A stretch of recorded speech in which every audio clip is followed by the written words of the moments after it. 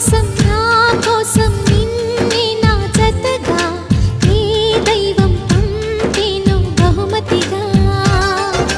నిన్ను నన్ను కనవేసే ప్రేమే సాక్షిగా, కన్ను కన్ను కలబోసే కలలే పండగ. నిన్ను మన్ను ఏకం చేద్దాం హరివిల్లుగా.